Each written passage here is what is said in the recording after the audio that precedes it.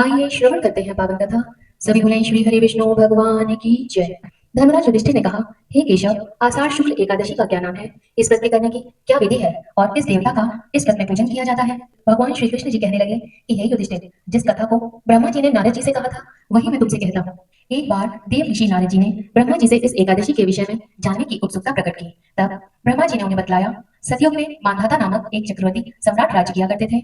उनके राज्य में प्रजा बहुत सुखी थी, किंतु भविष्य में क्या हो जाए यह कोई नहीं जानता। अतः वे भी इस बात से अनभिज्ञ थे कि उनके राज्य में शीघ्र ही भयंकर अकाल पड़ने वाला है। उनके राज्य में पूरे 3 वर्ष तक न वर्षा हुई। वर्षा न होने के कारण भयानक अकाल पड़ा। इस अकाल से चारों ओर त्राही त्राही मच गई। धर्म पक्ष के यज्ञ, हवन, पिंडदान तथा व्रत आदि में कमी हो गई। जब मुसीबत पड़ी तो धार्मिक कार्यों में प्राणी की रुचि कहाँ रह जाती है। प्रजा ने राजा के पास जाकर अपनी वेदना की दुहाई दी। राजा तो इस स्थिति को लेकर पहले से ही अत्यंत दुखी थे। वे सोचने लगे कि आखिर मैंने ऐसा कौन सा पाप कर्म किया है जिसका दंड मुझे इस रूप में प्राप्त हो रहा है।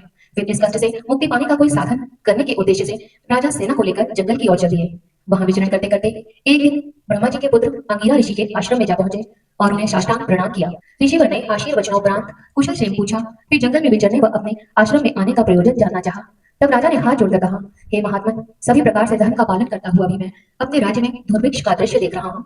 आखिर किस कारण ऐसा हो रहा है? कृपया इसका समाधान करें। यह सुनकर महर्षि अंगिरा जी ने कहा, हे राजन, सब युगों में उत्तम यह सतयुग है। इसमें छोटे से पाप का भी बड़ा भयानक दंड मिलता है। इसमें धर्म अपने चारों चरणों में व्याप्त रहता है। ब्राह्मण के अतिरिक्त किसी अन्य जाति को तप करने का अधिकार नहीं है। जबकि आपके राज्य में एक शूद्र तपस्या कर रहा है। यही कारण है कि आपके राज्य में वर्षा नहीं हो रही है।